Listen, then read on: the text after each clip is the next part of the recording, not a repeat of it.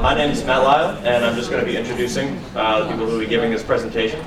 First, Ms. Debbie Riley is the Chief Executive Officer of the Center for Adoption Support and Education, an independent pre- and post-adoption organization in the Baltimore, Washington area, and co-author of Beneath the Mask, Understanding Adopted Teens.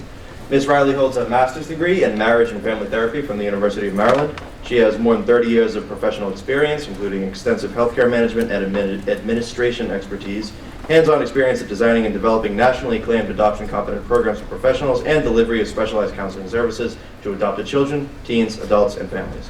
She leads the national initiative to develop and implement a standardized training program designed to provide mental health practitioners with requisite adoption competencies to provide quality care for adopted families.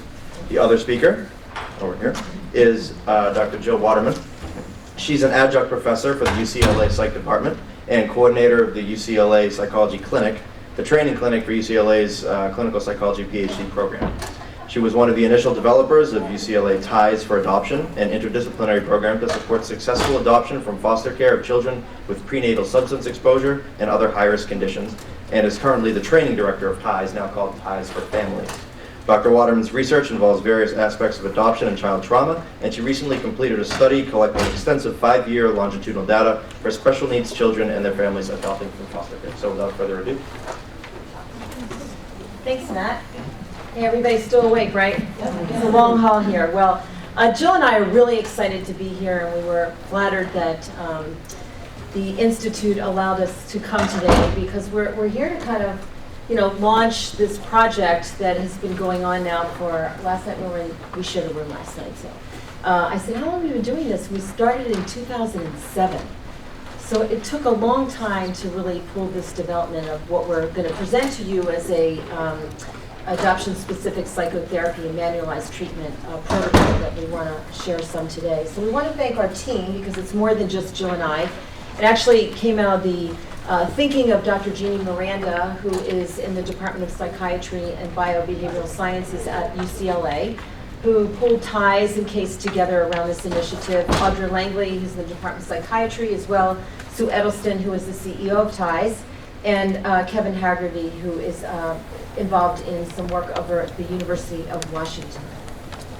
So just a little bit about why we're doing this, and as Kevin and Matt shared, that both organizations have really dedicated their careers in supporting pre-adoptive, post-adoptive initiatives around adoption. And I think that we all know, and you're all here today, to sort of support this piece here, that we've got more children now that are in post-adopt sort of situation than they are actually in foster care. There are more children receiving adoption subsidies because we've been very successful in moving children into permanency. And a little bit about who the children are. Certainly, average age of children in adopted situations for children from foster care is 6. And the average time in foster care, still from the AFBAR scores from the feds, is around 3.5 years. We know that from all of the research that many of you have been involved in, that certainly there is an overrepresentation of children from foster care having elevated mental health problems.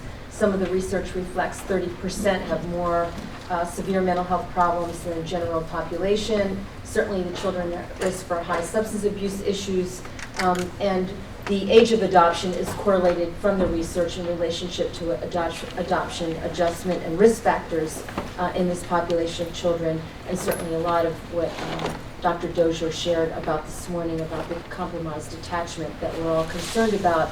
And then we also see a high percentage of children with learning disabilities, attentional issues, as well as other physical, medical issues as a result of early deprivation. So what we know is that there were some standard techniques for this population that had an adoption lens, but I think what we've gleaned through our work at CASE and at Ties, that we really believe that there should be something more than just an integration, but really trying to take what we've learned from the field, from research and practice, and really put something together that is very adoption specific. We've integrated a lot of components from many of your research and from clinical practice that Jill's going to talk about regarding positive parenting, some of the behavioral techniques that we'll share that's manualized in our protocol. And certainly, I just attended the panel of parents around attachment issues and being very cognizant and very aware of what are the child-parental issues that we need to be sensitive to, and making sure that we are offering services that are not individualized but really from a family systems perspective. And you'll see that woven throughout the entire manualization of our protocol, that we are not working with children independently, but rather it's a conjoint and a collaborative therapeutic intervention that we'll talk more about. Certainly weaving in what we know and specializing in working with adopted children, the whole piece about the integration of the birth family, the early life experiences, a lot of the unresolved grief and loss issues, which oftentimes do not get addressed in your, I guess, generalized therapeutic practices. So you're going to see as we talk about each module that we've created, we've woven in some of the primary, I think, tenets in our work and what we've learned from working with hundreds and hundreds of adoptive families. At CASE, we see about 400 to 500 families a year, and the same thing probably at UCLA tells 200. So at any given year, we're working with about 700 families from adoption, from all adoption experiences, and we've learned that there's some key, I think, pieces that we have to address, and I know that Joyce had referenced that in the panel discussion this morning. Certainly, we're going to take into consideration unrealistic parental expectations. A lot of the research shows that negative outcomes have a lot to do with parents are coming into this with some pretty lofty expectations, and this was also reinforced earlier in this panel that I heard, that often standard psychotherapy has been ineffective. If you look at some of the white papers that are out now around post-adoption, it's parents that's saying, I saw 10 or 15 therapists before I found one that was what we're calling now adoption competent. And certainly I don't have to tell you that children that are coming in at a later age into adoptive families certainly are coming with tremendous amount of complexities that then make the therapeutic, I think, work that we're doing quite challenging.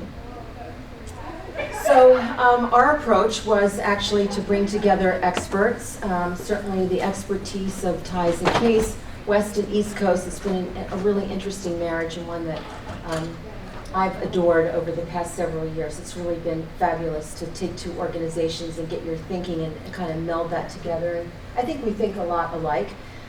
We held a national conference. We were able to get some funding from Annie E. Casey Foundation, and Dr. Dozier was one of our participants, and we thank you for all that you lent us that day. But we decided, we thought we had a great idea, but we weren't sure about, could we move into manualized treatment? And there's not much out there when we think about a specific adoption overlay of manualized forum that we could develop. But what did we know? So we brought some of the key researchers in the field for a think tank one day, funded by Annie E. Casey, and we got validation. At the end of the day, and we can give you a list of those participants, they said, I think you guys should move forward. And we have. We've gotten some wonderful foundation support to create this treatment protocol. And we're excited to share. We've also brought in finance experts because we're very much interested in developing something that can be utilized by systems. That's always the question, well, who's going to pay for this? And so we were able to bring in people to help us, once we launched this, that we could put it in state systems and it could be funded, and Jill will talk some more about that. So what we're going to share with you today is a manual that we've created with a toolkit that has woven in evidence-based child and parent practices and best practices in adoption treatment. We are beginning pilot testing at both sites, and we have several cases that we're working with. We have trained each of our staff in how to deliver this manualized treatment. We've revised the manual as we've been going along, learning a lot of things with the families and children that we're working with. And we have now applied to NIDA for longer-term funding to really do a randomized study. So we're excited about that and waiting on some other funding to continue our pilot. And then certainly we're very invested in the training and dissemination of our findings. So we have two sites, one in LA and one in DC. We're working with children between the ages of 5 to 12 who've been adopted from foster care. We've had a lot of discussions about the applicability for children placed domestically, through child welfare, and or internationally, but right now we're focusing just children from foster care. And also then wanting to work with children that have been placed after 5 years. So anywhere, I think we're now between 2 and 5 years of time in the adoptive home. And we're hoping to have 40 families in each group. So I'm going to turn it over to Jill to talk more about the therapeutic intervention. Okay, we wanted to talk a little bit about what has gone into our intervention, and we wanted to thank Mary also, because I think the nurturing and the following the child's lead are major parts of sort of the underlying part of our first part of our intervention. Essentially, what we were trying to do is to take 3 different things. We wanted to use the core components of evidence-based care. So we wanted to, particularly, we wanted to focus a lot on positive parenting, on terms of developing a positive relationship, particularly for the families that are in the first stages of transition into adoption with older high-risk kids who've had a lot of, our kids have had, an average of maybe 4 or 5 placements by the time they get to us for this program. And then we also wanted to really focus on what we know from CBT about effective treatments and skills that are needed in terms of emotion regulation, things like learning muscle relaxation, use of guided imagery, anger management strategies, etc. With then all that we know, the very rich literature on working with adoptive families that basically has no, at this point, research backing, even though we know these are the best practices. So we really wanted to try to marry what we already know in terms of what works in terms of evidence-based with what we know works from our rich experience into a manual that we could then test and try to develop an evidence base for this rich body of knowledge that we have. So what I'd like to do, what we're going to do is talk about sort of what are the goals, and then we're going to go over each module to some degree. And then hopefully have lots of time to get input, because at this point, we test at TIES, we tested a couple cases. We did some piloting last year, revised the manual. Now we're currently piloting at both sites based on that, with the development of our toolkit that is in the handy little box. That makes it a lot easier, because there are a lot of forms and books and things that we've gotten together, and the therapists found it much easier than they did last year when they had to pull that all together themselves. Anyway, the goals of the therapy in terms of the child are really to promote appropriate behaviors and bonding through positive parenting techniques that include following the child's lead, learning reflective listening, using praise and affection, etc. And also just really focusing on what are this child's strengths, this particular child, rather than having, in order to deal with some of the unrealistic parental expectations, really trying to help focus the parents on what are this child's strengths, not necessarily that the child's going to go to Harvard, which some of the people come in. They might, but. They might, but they might not. Not that we're going to say that, but we really want them to focus on what's special and unique about this child that might not be the same as the parents' own strengths. And then we really wanted to facilitate a developmentally appropriate understanding of the adoption process. I think Debbie and I have both been struck how often in child mental health we'll get families who say, yeah, we've been to 5 therapists and no one ever talked about the adoption, which is something we really wanted to address. As I talked about, developing coping strategies, giving them time and space to work through loss and grief of birth family as well as previous foster families, strengthening the child's sense of identity and self-esteem, including dealing with transracial issues if that's appropriate, learning to honor the birth family, but also talking about the divided loyalty issues that children often face. Using Debbie's wonderful Rise Up protocol to teach both parents and children how to talk about adoption. And then for the children who have specific trauma, we're using a sort of a modification of trauma-focused CBT to help them deal with those things. Then in terms of these are very similar. I don't even think we need to go, it's sort of it's the parallel for the parents. In terms of our treatment, we have 8 modules plus the trauma treatment that can be used as needed, and the trauma treatment can be interposed anywhere along the way as it fits in. We have an order that we use it in, but as we're piloting, we're realizing really the first 2 modules have to come first, and then after that there can definitely be some flexibility based on the needs of the family and where they are in their process.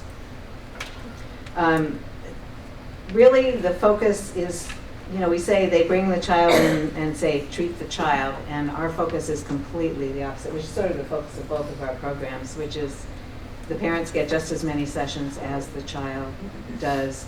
And so most of the modules, basically we have several separate parent and separate child sessions, and then almost all of them end together with a joint family session.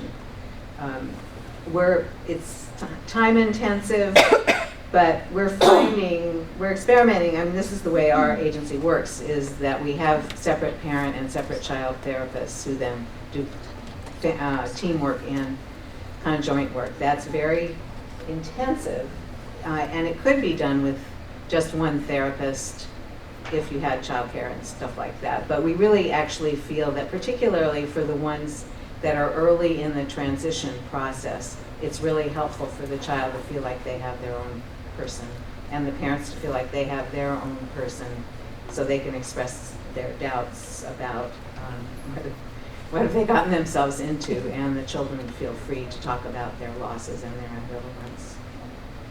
ambivalence. It's all activity-based with discussion, at least activity-based for the children. Some of it's activity-based for the parents as well.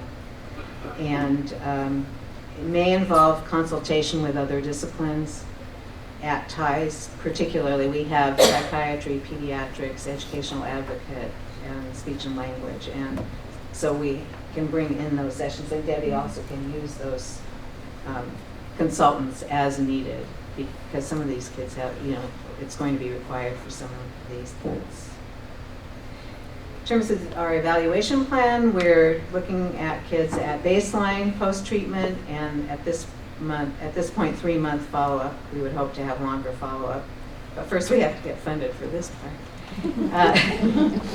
We have child-focused measures, which are some general measures like CBCL. We have some symptom-focused measures, coping and emotion regulation. We're looking at trauma, child trauma, attachment, and then some stuff on adoption dynamics, like how often do they think about their birth family, and what do they see them, etc.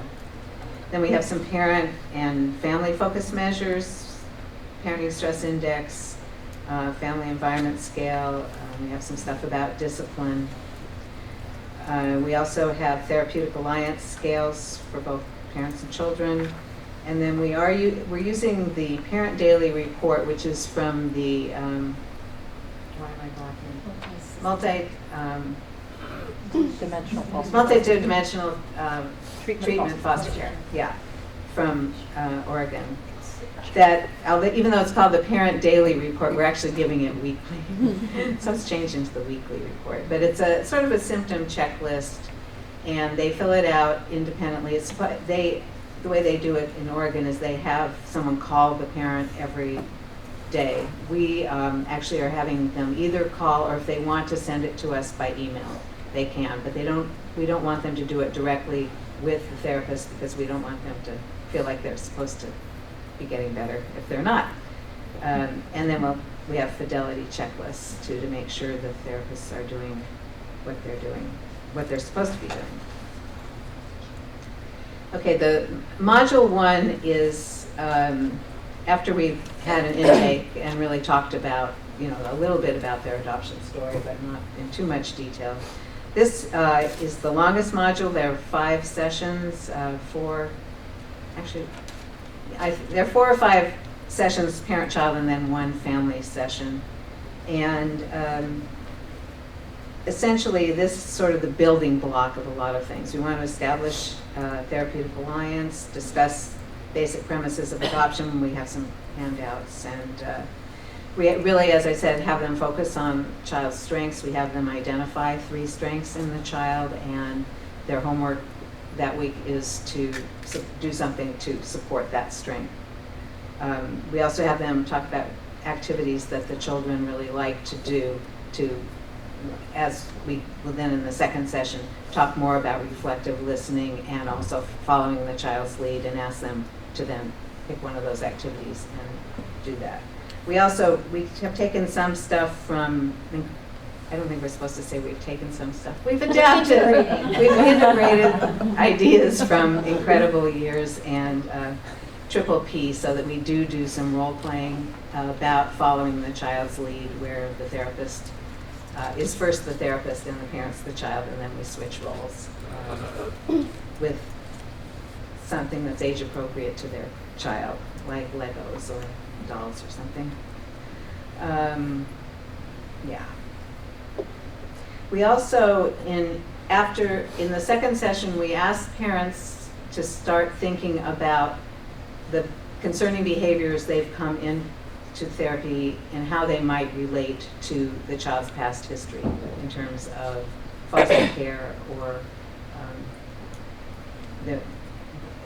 just what's happened to them in the past. And then we have them each week, they're working on some behavioral strategy as well, and we give them handouts about that, positive parenting strategies, positive discipline strategies, as over the different sessions.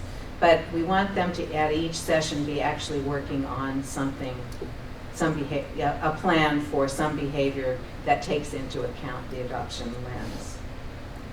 And then we have that module for, let me talk about the child sessions a little bit. The child sessions are, as I said, in the first one, it's mainly a feeling identification game, feelings grab bag. And we spend those first sessions dealing with deep breathing, muscle relaxation, calming image, and another session on feeling expression, and then one on anger management. And then they come together in a family session. In the family session, the child, if they're willing, teaches the parents some of these strategies that they've learned, deep breathing and muscle relaxation. We use a really fun muscle relaxation thing that you don't pretend you're squeezing a lemon and it's all animal and it's very imagery based. And then we have each of them we have these sheets called What I Like About You, and each person goes around and says something special that they like about each other person in the family. And then we give them those sheets to go home, just to try to get their first interaction together to be really positive. And then we have them each talk about, we do a guided imagery in that joint session, have them each develop an image that they think would be calming, and then they draw them together. And just wanted to say one quote that we had from one of our pilot kids, because we do tell them, in the beginning of the child sessions that we're going to be talking about adoption. And this one little boy said, "Adoption is my worst nightmare. How do they expect me to do my math work when I'm trying to remember what my real mom looks like?" So, it can be really touching. Okay, in Module 2, then we talk about the developmental understanding of the adoption experience.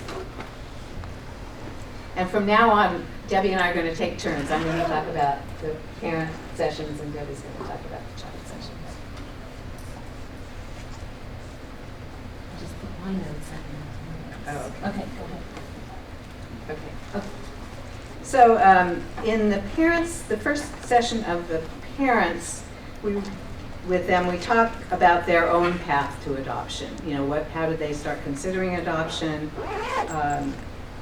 what were some of their concerns about thinking about adoption, talk about infertility if that is one of the issues, talk about what were barriers and what were their concerns, etc. And then we also have them develop a timeline of the child, where the child has been, the different placements the child has been, which can be really striking when you actually have them plot out all the many places that they've been. For example, the child that we did last year, this child was only 6, but he'd had 8 placements, back and forth with mom 3 times. Then the parents did not have any idea where the child had lived for 2 years. Then he'd been placed for adoption, and adoption had disrupted, and this child was 6. So, I mean, that really, I think, brought to them in a different way what an understanding of what this child's life had been on a kind of a different level. We also then help the parents tell the child's adoption story, or sort of make a coherent narrative of the child's adoption story. And we ask them to, and we work with them to talk about, one of the parents talked about how they had fought for this child for like 3 years. This was a child who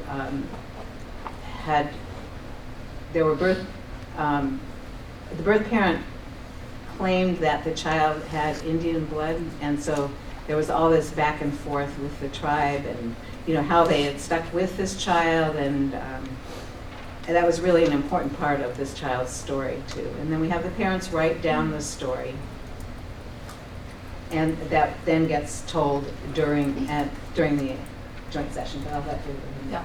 So, I mean, as far as the parallel process with the kids, certainly we very much want to know how they are processing this developmentally. And I know oftentimes we think that children coming from care know everything about their story and pretty much have it under control, and the life book is sort of the vehicle. And what we're finding is that's really not true. And children process things again at different times in different ways. And so we want to go back in and really get a sense of, what is their understanding of this story. To normalize adoption, we read just general children's books around adoption with the children. And then we help the kids create a list of questions in a very safe way that they can come now into the joint session and ask their parents, again, developmentally appropriate. So, why couldn't my birth mother keep me? Do I have a father? Did you know who he was? Did you ever meet my birth parents? I mean, these are just some kind of the typical questions that kids have. And in one of our pilots, the issue was that the little boy said he didn't know who his birth mother was, but in fact, the aunt was actually the birth mother. And so we really worked with the family in being able to communicate to him that the aunt is not the aunt, but the aunt is your birth mother. I mean, there's these complexities and secrets and false sort of identities that are throughout, particularly kids that are coming from complex, beginnings of being within different placements and who all these people are. So that just gives you a sense of the second module around the developmental understanding. Did you have a question? How many sessions does this normally take to have everybody process the story, especially the really complex stories where there are a lot of secrets involved? Well, that's a really good question, and that's where we have a little bit more flexibility in that if it's very complex, certainly, and that's the challenge in manualized treatment, I think, is Dr. Dozier was saying this morning, it's 10 sessions. And, I think I'm sure some of you are wearing these clinical hats like, oh my gosh, this could take 6 months. And your guys are doing it in 3 sessions. And, we're walking this line with you because there isn't anything like this. And we're trying to figure out, can you do it in this way, in this sort of manualized protocol? But certainly, if it becomes more complicated, we're going to pause and try to work through this.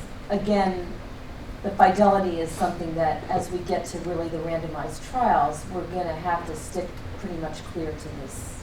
Well, I think right now we have some flexibility. Yeah. Like this can take 2 or 3. Processing it can take 2 or 3 sessions. For example, if they've never done a life book, then we do have them do a life book. And I just wanted to mention this. Last week we had the joint session with one of the families, and it turned out so great. I just have to tell you about it. So the dads had it was 2 dads and an 11-year-old very oppositional boy. I mean, it's taken a while for him to even be willing to be in treatment, but so, you know, he had asked a lot. His immediate thing was, they're hiding things from me. You know, I know they're hiding things from me. And it took him a while, but, you know, he got specific questions.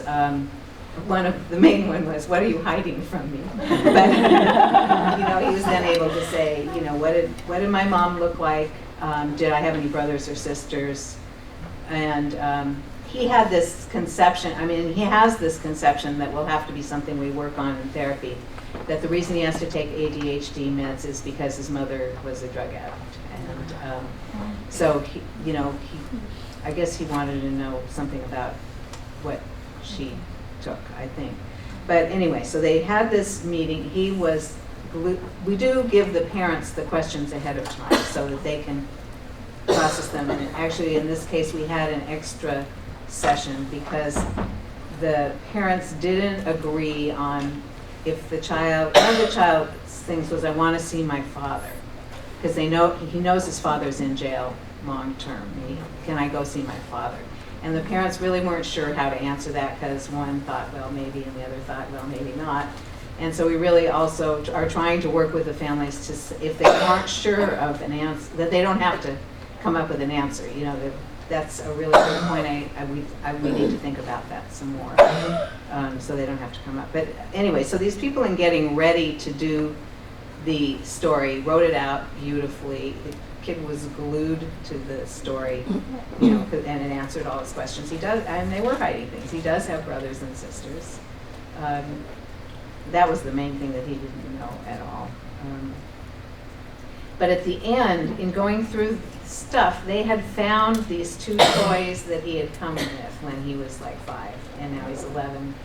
And so, you know, they said, you know, we found these and we thought you might want to see them. So and they brought also some pictures that he had never seen about the birth parents. So they gave, and so this would have come from the foster family, not the adoptive family. So they found this train, and then they had this stuffed lamb, and he just went, Lammy! And grabbed it, and, you know, and just held it close to him in a way, and, you know, and it was a really touching moment for this very sort of prickly kid.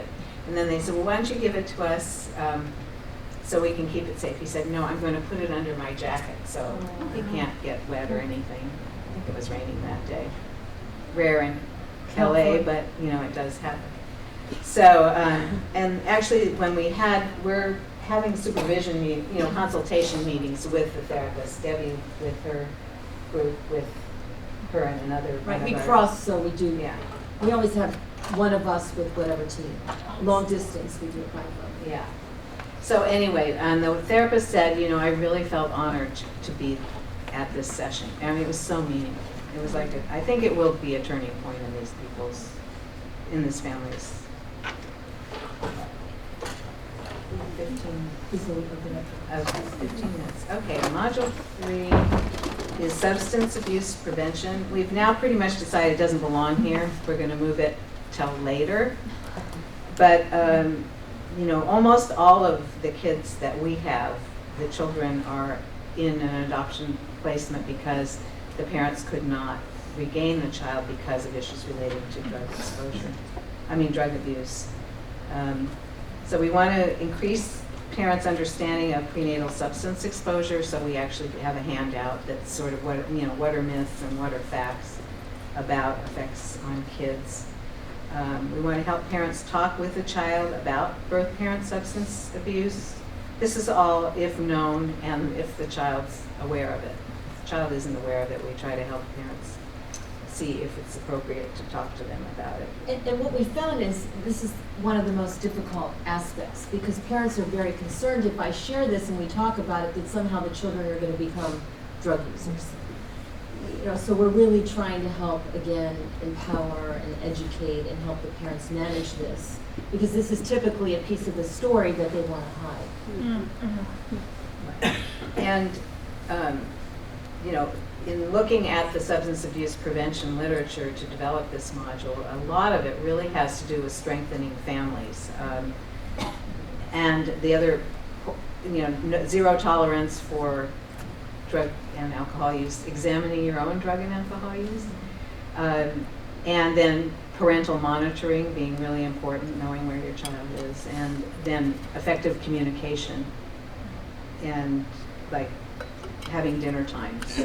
So basically strengthening protective factors, reducing family risks, and then helping them reinforce refusal skills. That's good. And for the child, we do, we have role plays of talking to the child about the substance use, and with the child, we do role plays about how you might say no, you know, how to save face and still be cool, but say no. And we have some ideas. And for the older kids to really be able to articulate to their parents if alcohol abuse was really prominent in their birth families and there was a lot of violence oftentimes, to be able to talk about how scary it is when that beer comes out or that glass of wine, what triggers that for them, for the older children. Because they really are at risk for having substance use issues. And in our 5-year longitudinal study, that was their main fear, was that the children were going, not that they were going to be violent or whatever, but that they would have substance abuse problems. Okay, the fourth module is loss and grief issues about birth, family, and foster care. And this is a lot of the work we all do in our agencies, helping the parents understand the children's losses, talking to them, using the trials. Do you want to discuss? Well, we're basing some of this on some work that Case was doing for a while through a federal grant and looking at helping children from foster care resolve grief and loss issues. And so there wasn't much in our field, and we ended up looking at a program connected in Boston, Dr. Maria Trazi, and it was the Good Grief Model, and really using those stages of processing loss and grief for children and embedded it in our work here. And what we found in both organizations, that really the core of what we're doing and what we're seeing is not being done outside, you know, when kids are just going in general therapy, psychotherapy is really helping them to work through the grief and loss issues. And this whole parallel process, not only for them, but also for many of the parents that have come into adoption around infertility and how that all intersects. So we've integrated the Good Grief Model and taught that to our clinicians and then teaching it to parents, and then using that model as a way to work through the stages of loss and grief with the children in this particular module. And I think we have, 5 sessions in this? No, I think three or four sessions. And 3, and then a parent, and then the joint session. And so we have some specific tools. We use the concept of a loss box, of really a process of helping children to identify what it is that they've lost and move through the grief of those losses. We also have this really cool thing that we've created, the Tree of Remembrance, where you've got all these leaves and the kids can write all the figures in their lives that they've lost. It could be teachers, it could be a pet, it could be anything. And then on the back of what's the memory connected to the loss, and then they share the tree with their families. So we're really helping children in a very safe, respectful, developmentally appropriate way begin to identify, embrace the loss, and then to educate the parents who often don't know the depth of the children's losses. Or they don't want, or they don't, or it's hard for them to accept. Right, to accept that. We also have the parents in addition to we have one of the things parents do is make a list of all the losses their child has suffered, and then also their own losses. And actually in doing that, a lot has come out about their own past that we would not have known otherwise, like death of a previous partner. One guy said one of his major losses was his sports car, because now they needed more than 2 seats. And, and he was serious. I mean, it was a loss for him. It would have been something really important. Okay, we have to go faster. Okay. 5th module is attachment and joining with the adoptive family. We do a fair amount of psychoeducation about attachment and attachment styles, trying to help the parents to identify the child, things about the child's attachment style and their own attachment style. We do something on circle of security, and then stuff regarding, I'm going to go through this really fast, about claiming and developing new family rituals is one of the things we do. And with the children, we work with the book, The Invisible String, to try to help children see all of the different, who they go to for various things. And they do this neat collage of cutting out different figures and taking the string and tying it to each person. And then we have them bring in photos of families doing things together. So we're really trying to build upon the joining and attachment, again, some of the. And, but specifically, if there are specific traumas in the child's life, we really do sort of stop after. The first module in our intervention has a lot of the same things as TFCBT, and then stop if the child's been sexually molested, for example, or some of the kids have had, as I'm sure it happened for your kids too, like been left alone, found wandering the streets, or were there when their brother drowned. I mean, there are a lot of things that they may need to address, And then we do something where we model, how do you say goodbye? Again, a lot of our kids are ripped from things, and so we spend a lot of time in preparing for termination, and we have a party and bring everybody together that's been working, because remember, we have 2 therapists that are involved throughout the entire protocol, along with the children and the families, and being able to say goodbye and then looking at next steps, if there are next steps therapeutically beyond this particular protocol. Right, and we generally, the kids and the parents meet separately with their therapists for about half the session, and then they come together for the party completely planned by the child. And then just in terms of our next steps, we're hoping to secure funding for a randomized pilot. We've applied to NIDA and also NEKC for slightly different projects. And then we'd like to do a larger randomized trial, work on sustainable funding for the intervention, because we really, and it differs by state, because in California, the intervention is pretty much fundable through public Medicaid funds. The mental health part, not necessarily the pediatric part, etc.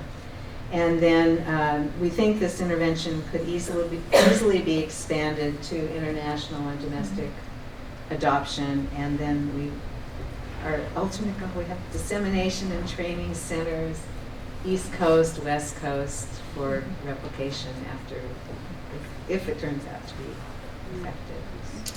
And just one other thing I want to say, I do have if anyone's really interested in the measures we're giving, I actually have a description of all the measures, if it's not in anything, but if you, I'd be glad to share it with you.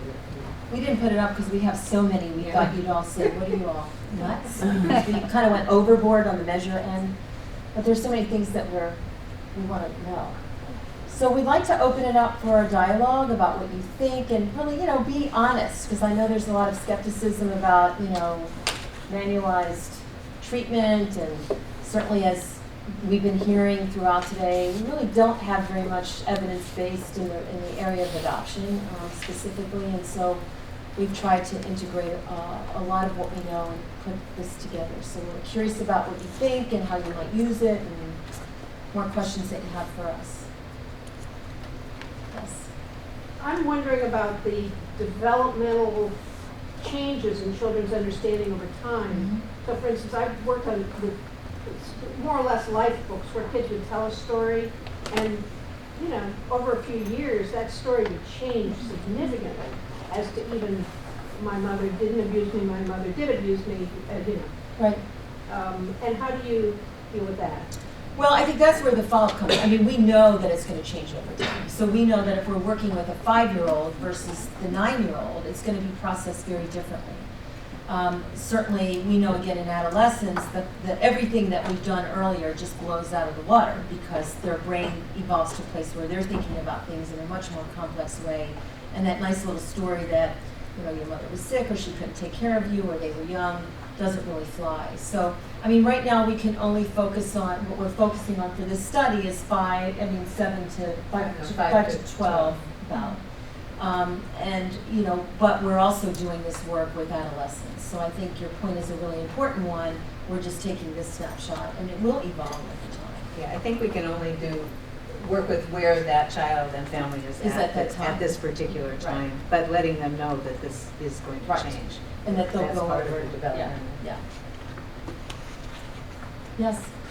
Well, I guess my concern is that there is a significant population of children who have very severe developmental trauma disorders and are being adopted, and that I would worry that this level of intervention is inadequate to support them over time or to support the families over time, but that in a culture that emphasizes evidence-based treatment, it's that it will be a one-size-fits-all in the minds of funders, in the minds of state agencies and policymakers.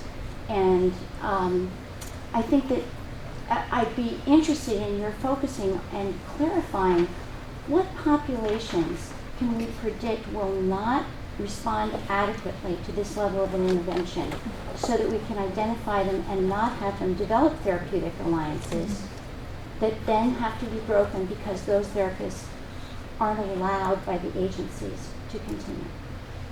Your question, your comments, you're thinking about, and we don't have the answers. I mean, that's what we're trying to figure out. You have to understand that both of our centers, probably more CASE than TIES, we're doing exactly what you want us to continue to do. And so and they are too, but we're feeling, right now in California, what, they're experiencing, and Jill can speak more about this, is that the departments are only contracting with agencies now that have evidence-based protocols. And if you don't, you're not going to get funded. So I think we felt like we needed to put our toe in the water, and we've been nervous. I mean, we've had hours and hours of conversations about this. I mean, because we think like you do, in a way. And we don't know. We are cautious, and we know that it's not a one-size-fits-all, and there are going to be some kids right from the beginning that we're not going to put in the protocol. I mean, we're learning about the profile, and we're really seeing what works and what doesn't work. So I think I believe we're approaching this in a very responsible, respectful, careful way. And I want you to know that. But we feel like we need to ask the question, because our field doesn't ask the question. And we need to do that, I think. I think the other thing, just from piloting it to some degree, is that having it in this manualized form does make it move faster. I mean, you're required to be working on a behavior every session.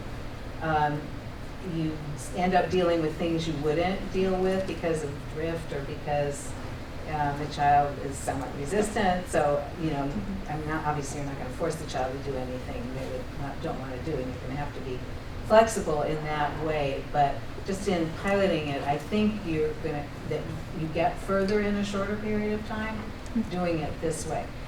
That said, I mean, I think some of our goals and our longer term goals, and if we could meet only these goals, I'd be happy, even if the child needed ongoing therapy forever, would be to try to keep kids out of disruption. I'm not either going to having to go to residential or the adoption disrupting.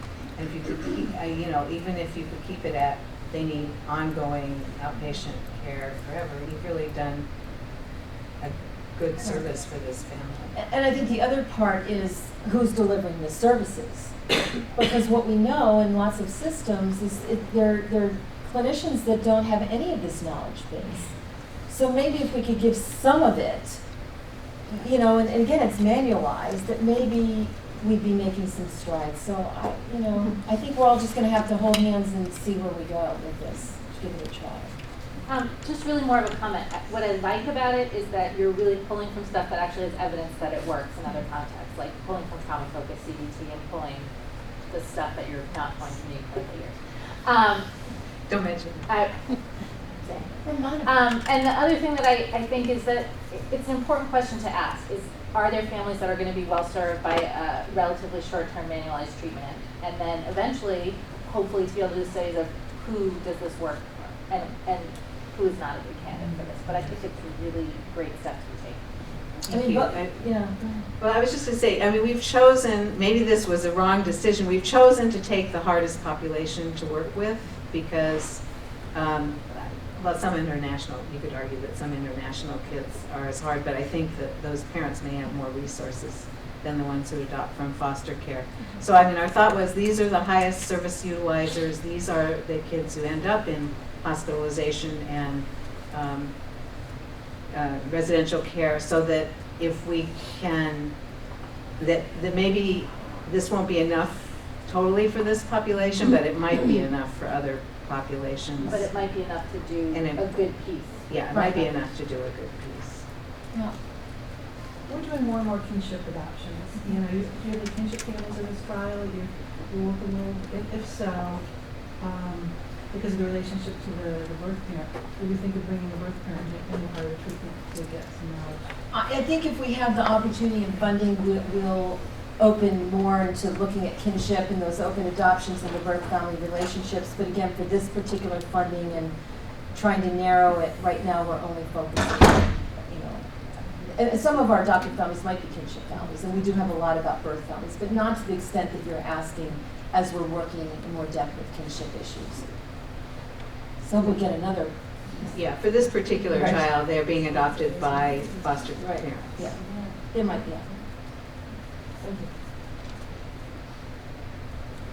I guess another issue that's always struck me is that, you know, when the family comes in this week and the kid's set a fire, and next week he's been kicked out of school, and, you know, it feels like you are only a firefighter sometimes. And it's hard for me to imagine being able to follow through on something this organized. This is really kind of, Yes. this is really an issue, a big issue that comes up For our a staff, lot yeah. for our staff. And, you know, in the end, we're just we're piloting, so we're seeing how this works. But we're trying to limit the amount of time you spend on the emergency of the day to 20 minutes of the session. Because usually you can work out a plan or deal with whatever it is within that amount of time and not be derailed from this other stuff that we think is the underlying basis. If you can really improve the positivity between the parent and the child, you're going and work on that. A lot of these other things will probably fall out. So we don't want to get totally into the treatment being only the emergency of the day. But certainly safety, you know, we get back to the issues of safety. I mean, you know, if the child and the parent comes in and the parent says there's been some suicide ideation or whatever, I mean, we're going to obviously deal with that first. But that's important. So what else do you think? Yes. What unexpected things have come up that you didn't foresee, just out of curiosity? I think there is, again, you know, at our centers, some skepticism, like you're saying. I mean, there's some staff that are really excited about doing this. And there's some staff that, you know, have been doing this work for like 30 years that are thinking like, you know, you're thinking. So I think that's part of it. And so that's a little bit of who, you know, is, you know, who this fits for. I think it's certain clinicians can do this and certain clinicians are not going to do this. And I think we have to be cognizant and respectful of that. Don't you think? Yeah, I mean, of the 5 of our current clinicians who are involved in this, I think 4 of them are really on board. The 5th one really likes the content but doesn't like being constrained to not deal with whatever comes up. And so that's being somewhat of an issue. Another issue, you know, like what if both parents don't come and you're trying to do it? I mean, there have been logistical issues. What if you have 2 children? You know, basically we're focusing on one target child. And, you know, you can maybe get childcare for the other child, but like one of them is a set of twins. So, you know, we have 2, there are 3 therapists on that case because each of the children has a separate therapist. And I think I mean, in some ways, again, thinking about Dr. Dozier's 10, we're looking at 6 months, and that was based upon at case and ties. Like our average is like 18 months for a lot of the kids that we're doing work with. So And ours is about a year. It's about a year. So we've got it to 6 months. So I think that's also, again, and people would still say 6 months is really long time in some ways. I mean, some of the funders, and so, you know, and can we keep the families, again, committed, because we're also having them come sometimes twice a week.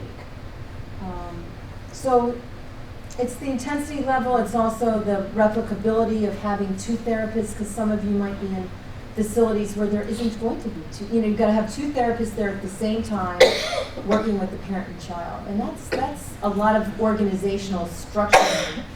So we also want to try it with 1 therapist. So really, we want to see if this can be utilized, not just in a think tank kind of way. And again, what the funding capabilities will be for it. And if it works. Yeah, I would think that down the line, after you've gotten the results that you hope to get, that people could use the manual in a referential way. So that if you want to stay with material in a closer way, and you don't want to wait until the last module to deal with trauma, and you want to deal with what comes up, Right. then you could, but at least you have these tools too. So I think the toolkit, I think, is really useful. Right, and I mean, that's why I think that using the modules, having it be modularized so you can use it in whatever way fits for your family is also useful. I mean, we do, the only exemption we're making in the trial is if the trauma is very major, then we can insert the trauma module. But generally, for the trial, we're going to have it be in the standardized order. But hopefully in use, it wouldn't be like that. So you both. At this point, have any families gone through the whole 8 modules, or are they still? We had 2 families last year that went through all of the actually at that point we didn't have the substance abuse module in there, but who went through the whole ones. And actually one of the families came back, was having some problems, it's like a year later. And so they were having a particular problem, they came back to therapy, and they did say, you know, we feel like we learned so much more when we were doing the manual. So I don't know. So that was my follow-up question, what was your feedback about the families that got them? Yeah, the 2 families, I think, were very happy with it. And the main thing I think they got out of it was much more family closeness and acceptance. And I think that went a long way, even more than any of the skill things that the children learned, which they certainly learned a lot. But it was something of, it just changed the atmosphere of the family a great deal. I think it's also interesting in our pilot right now, because we're just testing this, that some of the families that have agreed to participate are really, they're sort of self-choosing this protocol. And it's interesting maybe to begin to look at what are the dynamics of the particular families that think this fits for them, that it will work for them. Because we've got some on a waiting list now that are really excited to kind of go through this versus just the general, you know, case or ties, you know, where it's more free-floating and you kind of go with what's, I mean, you still have obviously a treatment plan and it's all through the lens of adoption, but it's more of what you're speaking to. Well, it seems kind of unusual to me that for a family to, you know, come to your center and go into treatment, to have laid out to them, you know, this is what we're going to cover. There's something prescriptive about that that could be very comforting for a family. You know, it's a lot of material and a lot of issues that they know they're going to address.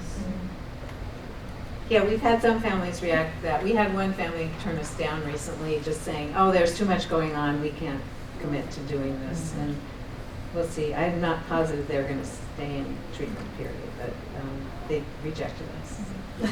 Do the children also have to buy into the concept of doing this therapy also, or is it just the parent's choice? You know, with the younger ones, it's the parents' choice. I mean, certainly, you know, maybe the 11 and 12, depending upon how precocious. And yeah, I mean, we obviously really would work in the initial process to get their buy-in, because they certainly could sabotage, as we all know that experience. So. And, you know, the 11-year-old I was talking about where they had this wonderful family session, I mean, he was basically saying, I've been to so many therapists, they've taken me to so many therapists, why should I come here? I don't want to do this, blah, blah, blah. And, you know, we said, well, it's going to be different. Are you willing to give it a try for a couple of sessions? And, you know, now he's made a really, I mean, as a wonderful therapist, he's made a really nice relationship with her. And he even brought her a picture he made, which was, like, amazing.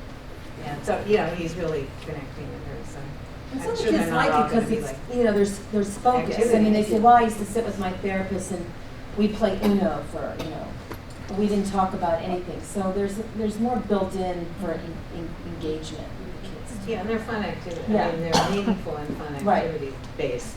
And for kids with some processing and language-based disorders, some of this works well because it's not all language-based. I mean, it's not all dialogue, but rather concrete activities that they can engage in. And I think that helps some of the kids too. Yes?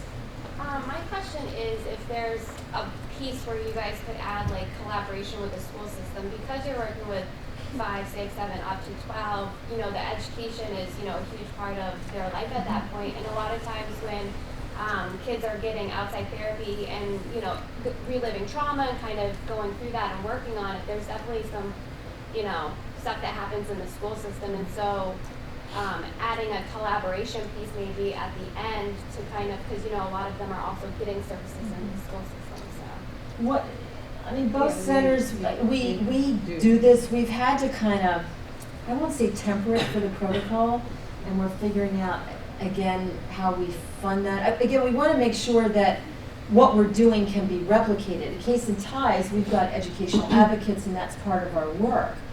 But that isn't the outside world. And so we have to be careful about creating a protocol that we can't sustain because it's not going to be fundable. Right. I mean, we're actually not denying our Right. families, Right. if they need educational advocacy or something's going on in the school, which it is for so many of No. them. We are doing that, we're just noting the intensity of whatever other intervention is going on. However, we are saying they can't have any other mental health intervention during that time. Like we have groups, we have support groups, we have short-term other kinds of groups, and we're saying that they can't have any other kind of mental health intervention during this period. But they can have other ancillary things Like like school school. social work or things like that? Yeah, well, I mean, usually we have an amazing educational advocate who collaborates with the school, getting kids IEPs and, trying to develop behavioral But plans. that's kind of separate from what you guys are doing, is that? What we're saying is we're We're- offering it at both centers, we're indicating when the therapists do that, but we didn't manualize the expectation because we're afraid that that cannot be replicated in your general clinical systems. I mean, it's gonna, so we're tracking it because if we can substantiate the need, I mean, we know what the research shows. Certainly around disruptions, that one of the number one issues is around school failures, behavioral problems that stress the foster families. So we know that, and we also know that a lot of our kids are coming with very complex educational situations. And homework is And a huge homework. extra thing. But we have to be careful right now that we're offering it, but not manualizing the offering of it. But I think if we ever get to a final product, there will be Yeah. something about, there'll be something about the importance of communicating and being collaborating with the school. Thank you for bringing that up. Yes, It's that is really, it's something both centers really believe in deeply. Yes. I guess it seems, so the age range you said is, 5 to 12? yeah. I guess for me that sounds a little broad. Developmentally, obviously, there's so much, things are changing so much for kids every year, but in that age range, and I mean, in my bias, I work a lot more with adolescents, and older than 12, but I even wonder at 12, there's starting to be, at least I've experienced with kids in foster care, a lot of resistance to talking about all of this stuff, kind of really getting in their sort of adolescent mind of really wanting to be here and in my life and in school and with my friends, and not as oriented toward some of that stuff. And not that it isn't important, but that's kind of not where their mind space is or where their motivation is, and sort of feeling a threat from the therapy world and all the people that are involved in their life, that like all of this to kind of be rehashing all this stuff. And so I guess I just wonder a little bit about that big age range, and particularly on the older end, if some of the stuff is not quite where their focus is developmentally. I don't know if that makes sense. Well, I guess I'll have a bias in specializing in adolescents, that I think that is the greatest time that we got to get them thinking about this stuff, even if they sort of don't want to go there. Because what we see is in any time in an adoptee's life that they're likely to enter therapy, or it is in adolescence. So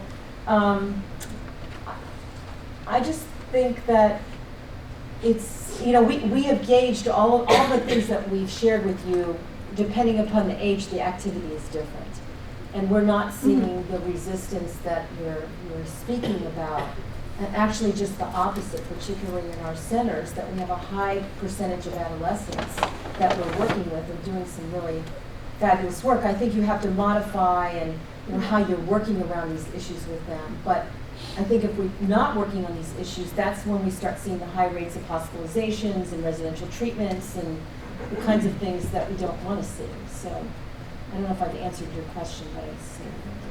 But like the self-esteem, the identity and self-esteem measures, some of that we can't even give to kids under 8 because it's not appropriate.